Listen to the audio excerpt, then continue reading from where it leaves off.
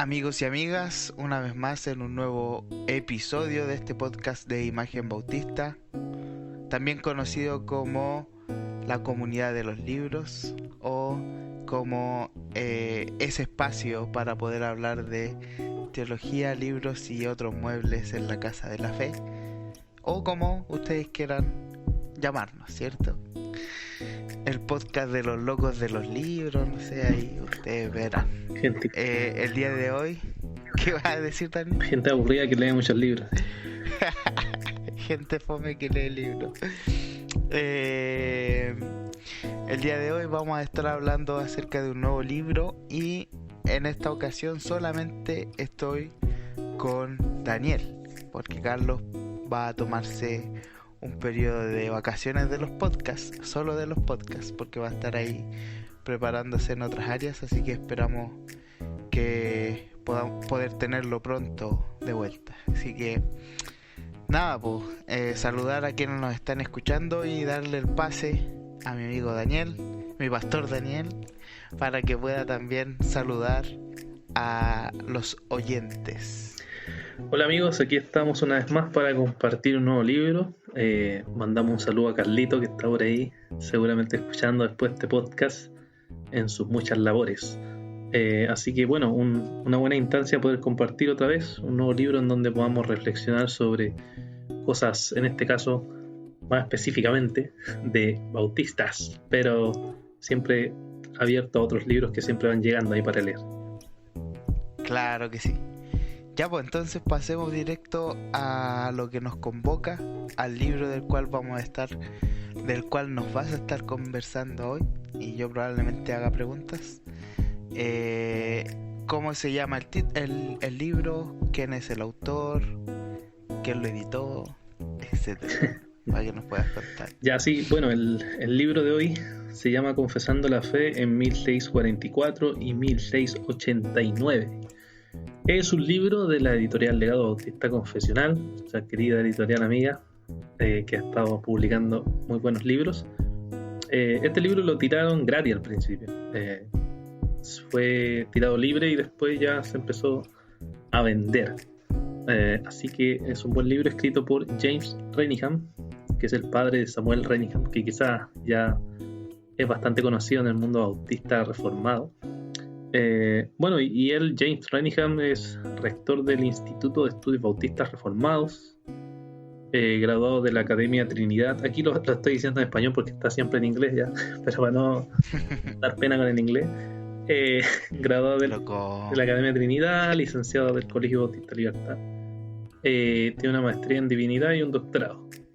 Eso es más, así en forma muy resumida acerca de James Renihan. Está casado con Lainey y tiene 5 hijos y 9 nietos.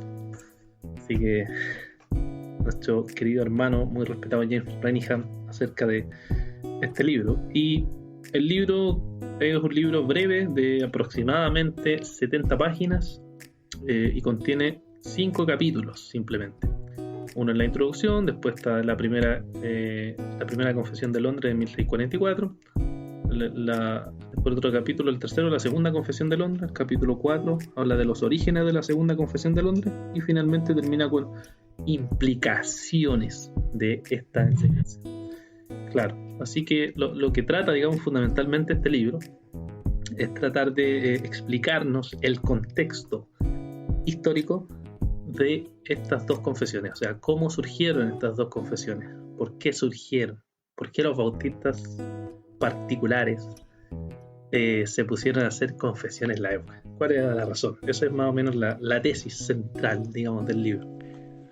¿Qué los motivó? Oye, tengo buenas noticias para quienes nos están oyendo.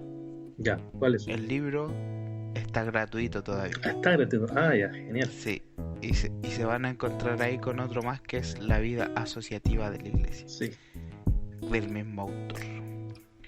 Y como dato también, por si alguno se acuerda, ya nos hablaron de un libro de este autor, uno de nuestros invitados, y precisamente el director, si no me equivoco, de Legado Bautista Confesional, Pastor Jorge.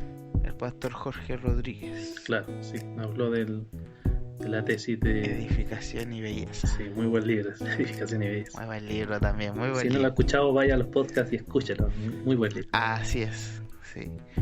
Ya, pues, vamos entrando, no sé, desglosando los capítulos. Sí, vamos desglosando los capítulos, dando más o menos algunas ideas clave o exposición que nos da ahí James Renihan. Bueno, el capítulo 1, que es la introducción, comienza como poniéndolo en el contexto de 1644, bueno, un poquito antes, y nos trata de decir que nos imaginemos la escena, ¿ya? Y como que describe un poquito la escena. Imagínense la época en donde habían 7 iglesias bautistas calvinistas simplemente en ese contexto, y donde ya habían rumores de lo que había pasado en otros países, en Alemania, con los anabautistas. Entonces los calvinistas, las iglesias bautistas calvinistas, las 7 que habían ahí, se estaban enfrentando a que se les asociara con esos movimientos, se les asociara directamente a esos movimientos. E incluso ¿Y por qué? Así, ahí vamos a explicar. Había un folleto incluso que salió en la época, que, bueno, los nombres de los libros de esa época eran muy largos, así que cuando cito el libro, esperen algo bien largo. Y este folleto se llama ahí, dice: una advertencia a Inglaterra, especialmente a Londres, acerca de la famosa historia de los frenéticos anabaptistas, sus predicaciones y prácticas desenfrenadas en Alemania.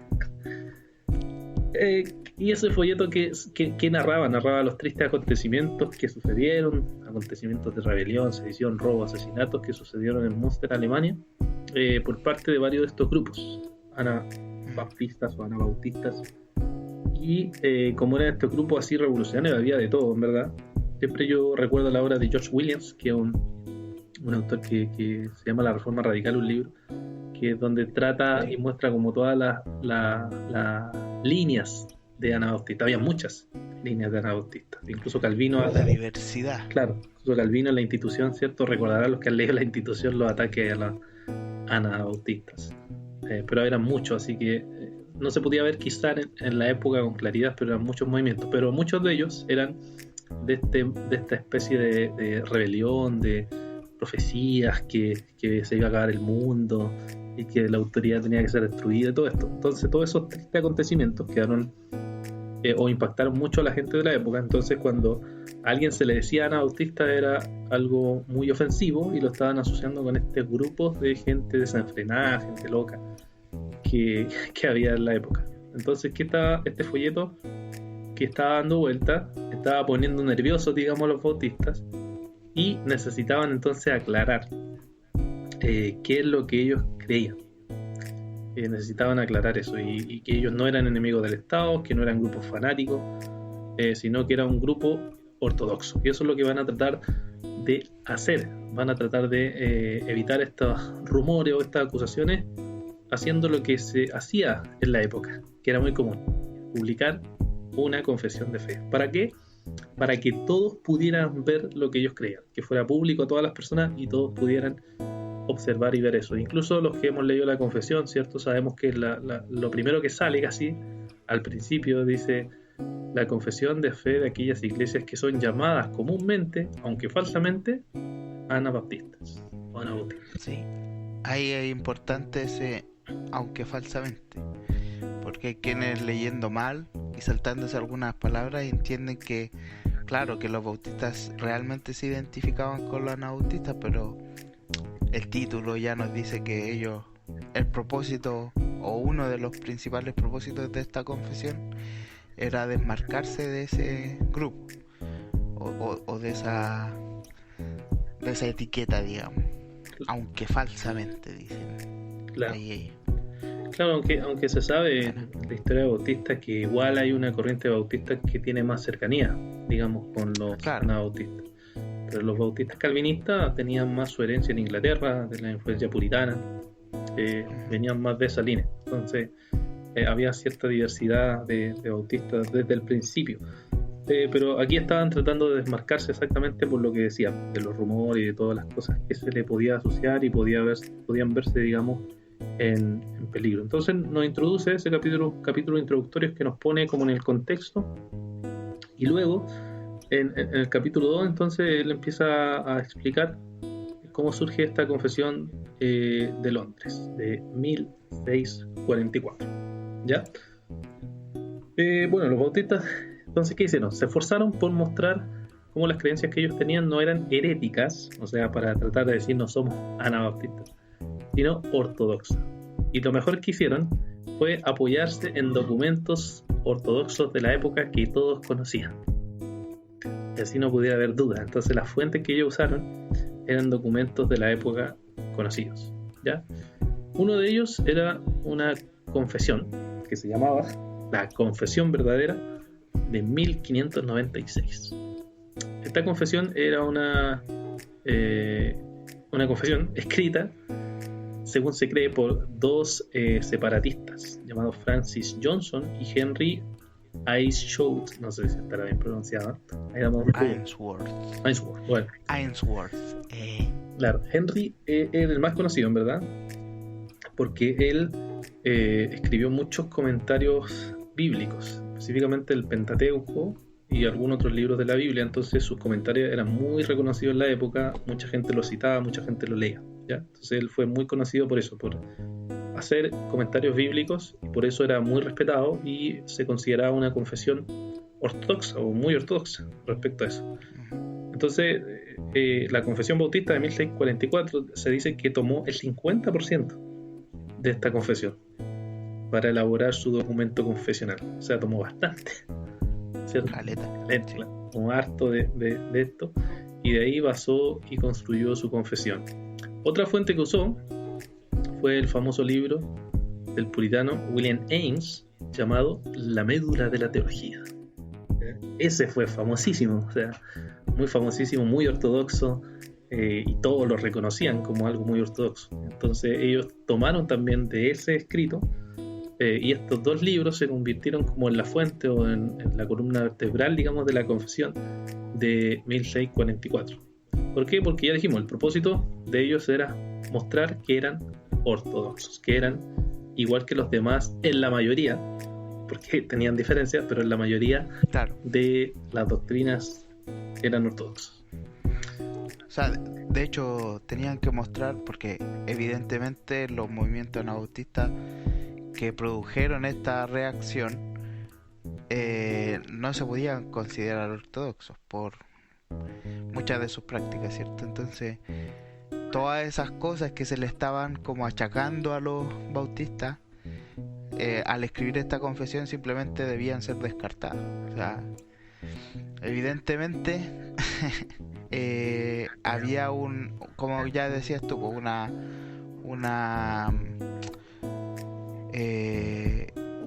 ortodoxia practicada por los bautistas de esa época, aun cuando mantenían ciertas diferencias como el bautismo, por ejemplo. Claro.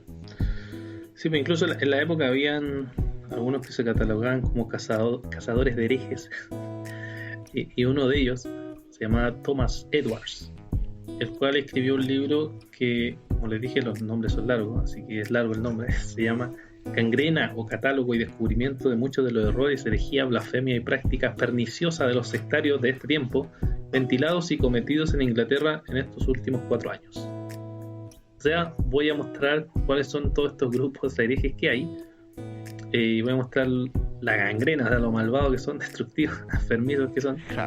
Y bueno, en ese libro, en la página 106, habla de la confesión bautista. Y lo que dice es sorprendente, porque al final muestra que el propósito de la primera confesión se logró, porque él afirma que ellos tenían las mismas creencias de las iglesias reformadas, pero añade que esta confesión tenía la intención de ocultar las verdaderas creencias bautistas. O sea, les cree, pero hasta por ahí no totalmente. Claro. Entonces se muestra que la confesión logró, digamos, su propósito. Logró su propósito de demostrar que realmente eran ortodoxos. También hubo otro que se llama Daniel Fatley, que también fue un tiempo miembro de la Asamblea de Westminster, y luego se autoproclamó cazador de herejes, y también observó y leyó y analizó la Confesión Bautista de 1644. Y él dijo, aquí les cito, incluso fíjense que él no está de acuerdo con la confesión, pero él dice sobre la confesión, dice: si damos crédito a esta confesión y al prefacio de la misma, lo que de nosotros son etiquetados con este título, es decir, anabaptistas, no son ni herejes ni cismáticos, sino cristianos con corazones sensibles, sobre quienes por falta de sugerencia la mano de la autoridad cayó pesadamente mientras duró la jerarquía, pues ellos ni enseñan el libre albedrío, ni el caer de la gracia con los arminianos, ni niegan el pecado original con los pelagianos, ni rechazan el magistrado con los jesuitas, ni sostienen la pluralidad de esposas como los políganos, ni la comunidad de bienes como los apostólicos, ni van desnudos como los adamitas, mucho menos afirman la mortalidad del alma con los epicúreos y psicofanistas. Y con este propósito han publicado esta confesión de fe, suscrita por 17 personas en el nombre de 7 iglesias en Londres. O sea, él dice, ¿saben qué? Estos hermanos son ortodoxos. Claro, son cristianos, son ortodoxos y tristemente les cayó igual el peso de la ley. Claro, sí. Entonces él hace estas observaciones positivas, pero también hace observaciones negativas. Claro. Pero en general, después las otras negativas igual están ahí, que tienen que ver obviamente con la mayoría de ellas con el tema del bautismo, generalmente. Otro punto también que critica es que permiten que hombres no ordenados prediquen, que eso igual era revolucionario. Que es muy, muy bautista históricamente, ¿cierto? No solo los que tienen licencia para predicar, que era la época, sino que los que tienen llamado y están capacitados por Dios, los hermanos dotados que no se conocían, predican, un llamado a predicar. Entonces eso igual era parte de la crítica que había. Así que la confesión logró su objetivo. Incluso los críticos veían y entendían que esta confesión era ortodoxa y no había cómo negar eso. Claro. Entonces la pregunta que surge es ¿por qué se hizo otra confesión? Si la confesión era ortodoxa, era una confesión bautista buena, ¿por qué se hace otra confesión? Y al final de este capítulo se dan algunas razones. Primero es porque las copias de esta confesión eran escasas. Hay que pensar que el papel no era como ahora, que podemos tener libros de un lado para otro, así que las copias de la confesión fueron escasas. Después la segunda es que todas las confesiones habían quedado como eclipsadas con la confesión de Westminster. Claro. Que surgió en 646, 2 años después surgió esta confesión de Westminster, la confesión más famosa, digamos, presbiteriana. Y otra razón que da es que la confesión no abordaba temas que estaban siendo debatidas en ese tiempo, como por ejemplo el día del reposo cristiano. Se empezó a armar el debate ahí, ¿cuál es el día de reposo cristiano? Había grupos sabatistas, ¿cierto? Como hay en la actualidad, y está dentro del mundo puritano una discusión sobre eso. Y finalmente, quizá una de las razones más importantes, fue la herejía de Thomas Collier. Thomas Collier fue un bautista misionero que fue enviado, digamos, por las iglesias bautistas particulares, pero que termina volviéndose liberal, como para entenderlo en el contexto actual, o sea, negando doctrinas fundamentales del cristianismo. Y eso hace que entonces pasemos al capítulo 3, si es que no tenías preguntas respecto a por qué entonces nace esta confesión, la segunda confesión de Londres. Sí, tengo dudas. Menciona James algunas como cómo hicieron esto de la asamblea, por qué hay 16 firmantes, si son 7 iglesias, ese tipo de cosas. No nombra ese tipo de, no llega a ese tipo de detalle, lo cual esperemos que sí llegue en su próximo comentario de qué pasa. Claro, de la primera confesión. Claro, sería interesante ver eso, el tema del asambleísmo ya en ese tiempo. Sí, porque en el libro Edificación y Belleza ahí sí citó como las mismas actas, por ejemplo, citado. Claro. Era impresionante ver eso.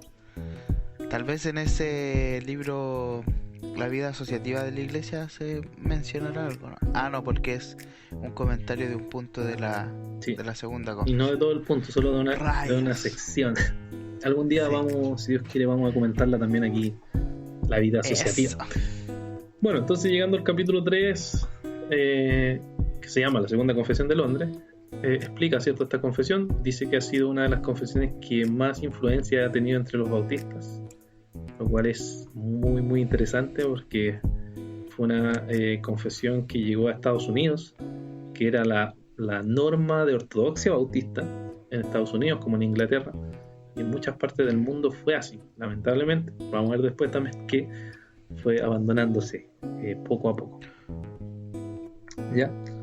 Entonces se señala aquí que es muy común pensar que esta confesión se basa en la confesión de Westminster, lo cual es cierto, pero la confesión bautista en verdad usó como base la confesión de Saboya, la cual fue una edición de la confesión de Westminster realizada por el señor conocido por todos, John Owen, el cual era congregacionalista. ¿Qué significa eso? Que no creían en un presbiterio como creían los presbiterianos, ¿cierto? Cada iglesia autónoma. Y esa fue la confesión de Saboya. Entonces los bautistas se basaron primero en esa porque ya ellos ya habían hecho el trabajo de edición, así que siguieron editando donde ellos no estaban de acuerdo con ellos. Claro. Y usaron de base obviamente el orden de la confesión de Westminster. Eso es sin duda bastante obvio. Entonces ellos dicen en la carta introductoria, digamos, de la confesión de 1689, ellos expresan incluso que ese es su propósito. Y aquí les cito igual unas palabras. Dice: y por lo tanto concluimos que era necesario expresarnos más plena y distintivamente y también ajustarnos a tal método, ya que podría ser el más comprensible para aquellas cosas que concebimos a fin de explicar nuestro consenso general y nuestra fe en ellas, y no hallando defecto alguno respecto a esto en aquel que fue establecido por la asamblea. Ahí se refiere a la asamblea de Westminster. Y después de ellos, por los de la senda congregacionalista. Ahí está Saboya. Nosotros concluimos con ánimo pronto que es mejor conservar el mismo orden en nuestra presente confesión, y más cuando observamos que aquellos mencionados de último escogieron en su confesión, por razones que parecieron de peso tanto a ellos como a otros, no solo expresar sus pensamientos con palabras concurrentes como la de los primeros en cuanto a significación, concerniente a todos aquellos artículos en los que estuvieron de acuerdo, sino también hacerlo en su mayor parte sin ninguna variación de términos. De igual manera concluimos que es mejor seguir su ejemplo de hacer uso de las mismas palabras con ambos en estos artículos, que son muchísimos, en lo que nuestra fe y doctrina es la misma que la de ellos. O sea, están simplemente en esta carta, que es la carta como introductoria de la confesión, diciendo: nosotros decidimos y pensamos que era mejor seguir el orden de esta confesión y usar incluso las mismas palabras de esta confesión, y editar solamente las partes donde pensamos que no se esté completamente de acuerdo. Exactamente, claro. Una parte muy interesante de eso es la parte de la Trinidad, que los bautistas mantuvieron el lenguaje, creo que lo hemos hablado otras veces, pero mantuvieron el lenguaje niceno, en cambio Westminster y Saboya no. Entonces ahí los bautistas editaban donde les parecía que era más pertinente. Sí, es bien interesante cuando uno tiene las tres en paralelo, digamos. Ahí se ve ese trabajo de ya aquí usamos Saboya tal como está, aquí no usamos Saboya, usamos Westminster, y van mezclando ahí, o aquí nosotros no. Claro. Es bien interesante. Y bueno, también el tema de destacar eso, muchas veces se hacen memes o tallas, ¿cierto? De no, los bautistas copiaron y todo eso. Pero efectivamente, pues esa era la intención. ¿Por qué? Para identificarse con la ortodoxia. O sea, era la práctica de las iglesias protestantes. No reinventar la rueda, digamos, sino que reconocer el trabajo hecho por los antepasados, por quienes representan la ortodoxia también dentro del mundo cristiano. Claro, o sea, copiar en el contexto no era algo malo, al contrario, era algo bueno. Era bueno seguir la ortodoxia. Y bueno, y si uno se pone estricto en que copiaran, digamos, todos copiaron. O sea, todos dependemos de los primeros concilios, de todas las otras confesiones que se fueron construyendo. Todos dependemos de todo en el fondo. Entonces, en ese aspecto igual es importante ver que el espíritu bautista, en el fondo de la época y de la confesión de Londres, es un espíritu católico. Es cierto, esta catolicidad de la iglesia, que reconocemos en lo otro la hermandad, reconocemos lo bueno de los otros hermanos, pero a la vez tenemos nuestras posiciones donde diferimos de nuestros hermanos presbiterianos, anglicanos o cualquier otra denominación. Claro. Bueno, y el capítulo 4, entonces ahí entra los orígenes de la segunda confesión de Londres, donde intenta un poco más explicar dónde probablemente nació esta confesión. Y todo dice que apunta a que nació en la iglesia de Petty Friends, que es una de las iglesias bautistas calvinistas más antiguas que surgen en Inglaterra y que tuvieron bastante influencia en los bautistas, con el ministerio de un pastor llamado Edward Harrison. Así que en esa misma iglesia se ordenaron 2 pastores bautistas que iban a ser muy importantes para la historia de bautistas particulares o reformados, que eran Nehemiah Cox y William Collins. William Collins es el papá de Hércules Collins, ¿no? No lo sé, pero es bastante probable. Parece que sí. Voy a ver. Yo sé que Nehemiah Cox es hijo de Benjamin Cox. Eso sí se sabe. Sí. Que es uno de los líderes bautistas particulares más importantes de la época. Bueno, lo que pasó es que cuando nuestro amigo Thomas Collier, el hereje de la época, comenzó a desviarse de la ortodoxia, los ancianos de Londres le pidieron a Nehemiah Cox que se encargara de refutar la herejía que él estaba difundiendo. Así que lo que él hizo fue escribir un librito para atacar, digamos, o refutar las herejías que estaba diciendo el señor Thomas Collier. Y así se llama el libro, Vindicación de la Verdad, o una conrefutación de las herejías y los crasos errores aseverados por Thomas Collier. Entonces se escribe este texto para refutar las herejías, digamos, de este señor. Y en ese libro se dice que Cox expone muy claramente la doctrina reformada de la época, mostrando el error que tenía este señor Collier. Bueno, también Cox publicó otros trabajos importantes, otros libros muy importantes y relevantes de la época, como un sermón predicado en la ordenación de un anciano y diáconos en una congregación de bautizados de Londres. Y creo, no estoy seguro, que ese parece el que está en Chapel Library, que es ancianos y diáconos, simplemente resumido. Se trata de la función de los ancianos y los diáconos en la iglesia. Sobre el ministerio. Muy buen libro, gratis también para los que escuchan ahí en Chapel Library. Está gratis ese libro también para leerlo.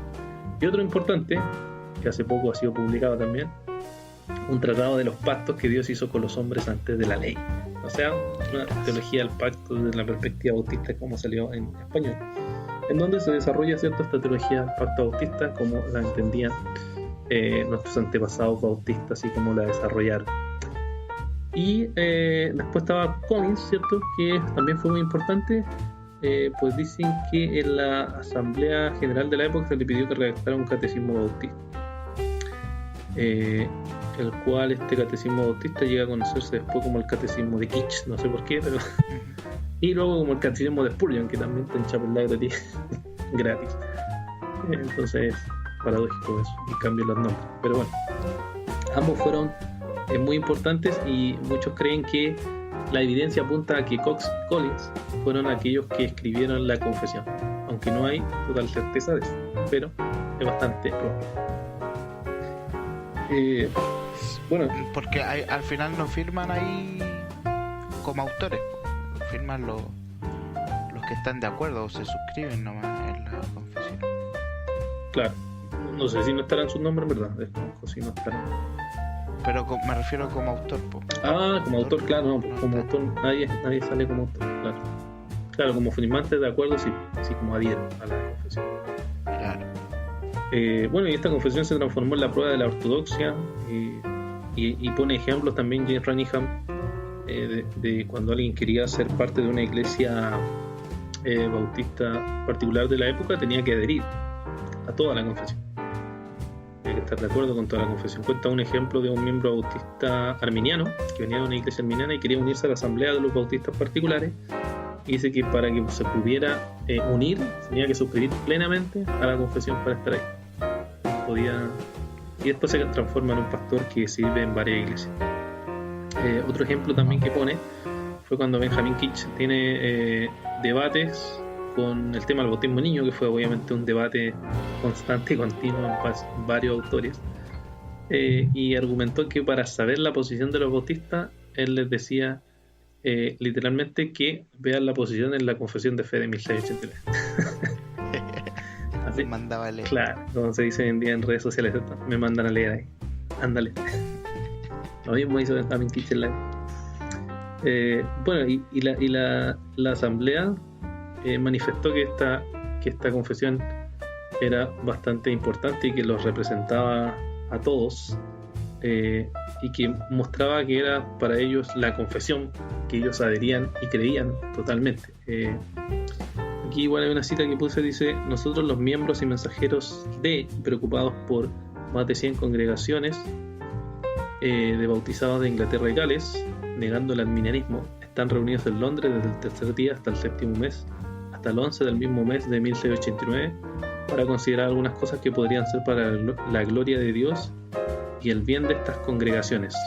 Hemos pensado reunirnos para la satisfacción de todos los demás cristianos que difieren de nosotros en el tema del bautismo, para recomendar que escudriñen la confesión de nuestra fe, confesión que reconocemos, ya que contiene la doctrina de nuestra fe y práctica, y deseamos que los miembros de nuestras respectivas iglesias se equipen con ella. Dicen, realmente esta es la confesión, que define lo que nosotros creemos.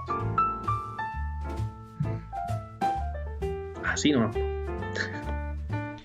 Rígido. Eran rígidos los muchachos. Ahí, bueno, también se rescata un poco la idea de por qué son importantes las confesiones de fe también. O sea, de algún modo, en el momento del debate, Kitsch no estaba hablando solo, digamos. Estaba siendo respaldado por una confesión de fe, lo que quiere decir que era una creencia, una forma de comprender la escritura de un grupo grande, de muchas personas que tenían la misma fe. Entonces, bueno, me parece súper bueno. Sí, muy bueno poder ver eso, la aplicación en la vida práctica de los miembros de la iglesia. Uh-huh. Bueno, y para que no me preguntes qué conclusiones saco, el libro trae las conclusiones. Eso te iba a decir, porque faltan las implicaciones. Sí, por eso te digo, es que las implicaciones son como las conclusiones del libro. Ya. Dale. No sé, no es necesario hacer mis conclusiones. No, igual uno puede sacar, pero igual te voy a preguntar cosas, bueno, pero dale. Igual me preguntaría. Bueno, capítulo 5 se llama las implicaciones, ¿ya? Y nos muestra cuáles son las implicancias, digamos, de conocer el contexto histórico de estas dos confesiones. Y pone 3, según recuerdo, sí, 3. Dice el primero es que la primera confesión y la segunda confesión de Londres no hay ninguna diferencia teológica sustancial. Y igual habla como me molesta mucho cuando dicen que hay una diferencia. Cambiaron los bautistas. Claro, cambiaron de confesión. Entonces, como que muestra como su molestia de ese, que es algo muy, muy recurrente. Incluso yo estuve una vez en una página de Facebook por ahí y leía a un autor que decía eso, que no era bautista, pero decía que hubo un cambio en la teología del pacto de 1644 a 1689. O sea, hubo una transformación de los bautistas ahí. Entonces, igual es algo difundido, lamentablemente, que no es correcto, dice James Renningham, que ha estudiado la fuente y todo el contexto. Así. Entonces, él dice que la teología del pacto siempre estuvo, y eso lo puede uno ver en que los mismos autores de la primera confesión firmaban la segunda confesión también, y en los trabajos que ellos hacían eran libros que escribían que tenían que ver con la teología del pacto también. Entonces, era algo que ellos creían. Siempre... Sí, de hecho, representante icónico Nehemiah Cox con su libro Los Tratados sobre los Pactos de Dios con el Hombre antes de la ley. Sí, así es. Entonces, él dice, bueno, ambas confesiones fueron firmadas por casi los mismos nombres. El mismo prefacio a la confesión de 1689 afirma que son iguales.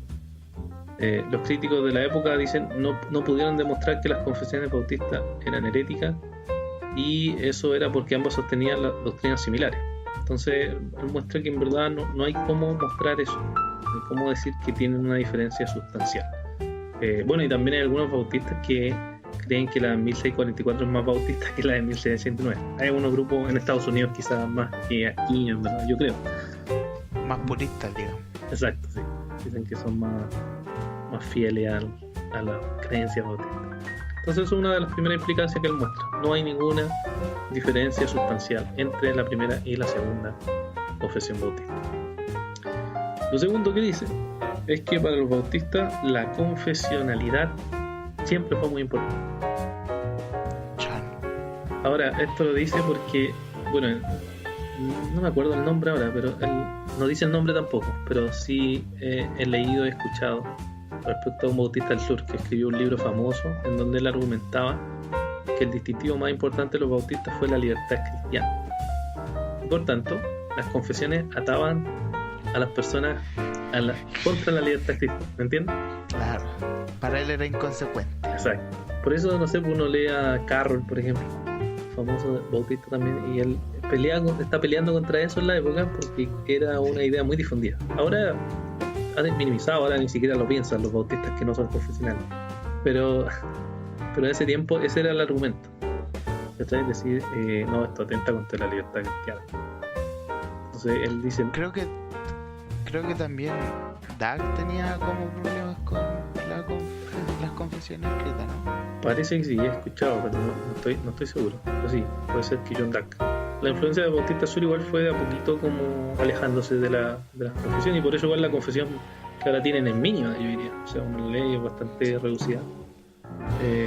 Mensaje y fe, claro. Puede ser básico, está bien, pues, pero no creo que ayude mucho a una congregación. Entonces, eso fue pasando, ¿entiendes? Y bueno, y él pone como un buen ejemplo a Albert Mohler como alguien que ejemplificó que en verdad no va contra la libertad bautista el tener ciertas confesiones o delimitado ciertas doctrinas. Incluso dice, claro, los bautistas en la antigüedad no vieron nunca un problema en eso. No veían por qué era inconsistente tener confesiones y tener libertad cristiana. No tenía ningún sentido. No, una cosa no... Bueno, no necesariamente va a contraponerse a la otra. De hecho, a mi modo de ver, facilita mucho más la libertad cristiana, porque tú tienes un marco de honestidad en el cual moverte. Tú puedes decidir si unirte o no a una iglesia en base a lo que ella dice que cree y no entrar y estar involucrado y en algún momento chocar con ciertas doctrinas, por ejemplo. O sea, me permite aún más de algún modo elegir libremente o participar libremente de una congregación y no de otra. No sé, creo que depende cómo se mire. Sí, eso es verdad. Bueno, y la tercera implicancia, que es más tirada para los gringos, dice: la tercera es que la herencia bautista de Estados Unidos tiene su base en la Confesión Bautista de Londres en 1689. O sea que Estados Unidos bautista se fundamentó en esta confesión. De hecho, Filadelfia. Claro, ahí entra Filadelfia. Pero antes de Filadelfia, él habla de que, bueno, la primera iglesia bautista de Boston, fundada en 1655, tenía como miembro a personas que venían de Inglaterra. Y por tanto ellos adherían a la confesión, no había ningún problema. Y cuando ellos defendieron la confesión como la base doctrinal, había una carta que estaba firmada y apoyada por William Kiffin, por Knowles, por Collins y por Cox. Entonces estaba mostrando que en verdad había una unidad doctrinal entre el naciente Estados Unidos y Inglaterra ya desde el principio.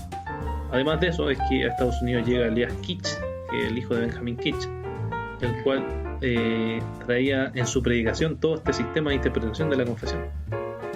Y después de que dicen que él fue un evangelista, entonces se dedicó a predicar, y muchas iglesias nacieron a través de la predicación, que después esa iglesia iban a ser como la base de la Asociación de Filadelfia, que es la que nombraste hace poco.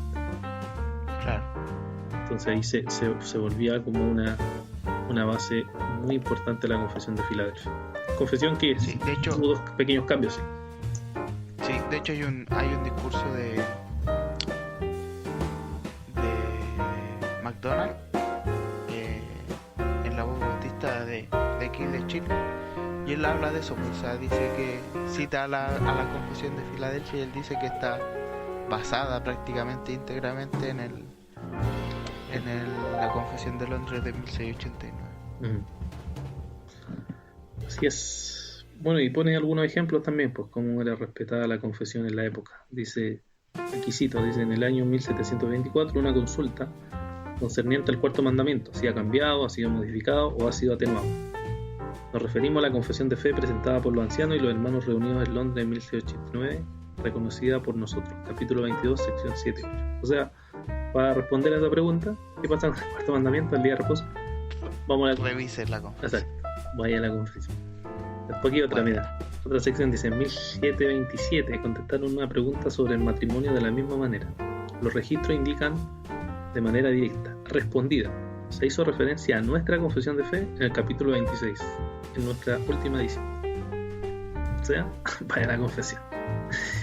Es lo que le decían. Y bueno, la enciclopedia bautista, que es una enciclopedia en inglés muy conocida, ojalá algún día estuviera en español, que relata todos los hechos bautistas, digamos, a través de todos los siglos, bueno, desde el tiempo de él, obviamente, no los actuales. Él dice, esta es la enciclopedia bautista, dice: en Inglaterra y Estados Unidos, la iglesia, los individuos y las asociaciones con mentes claras, con corazones llenos de amor por la verdad, han sostenido con veneración los artículos de 1680. O sea, la confesión ha sido la base de todo. Doctrinal de las iglesias. Doctrinal de la iglesia. Todo muy lindo, Dani. Todo muy hermoso, todo bien. Pero mi pregunta es: ¿por qué a un bautista o a un cristiano de Chile 2020 le sería útil leer este libro respecto a estas dos confesiones? ¿Qué piensas tú? Preguntaste si a un bautista o a un hermano. A un bautista, hagamos las dos, a un bautista y después a un cristiano Mira, cualquiera de otra denominación. Ya.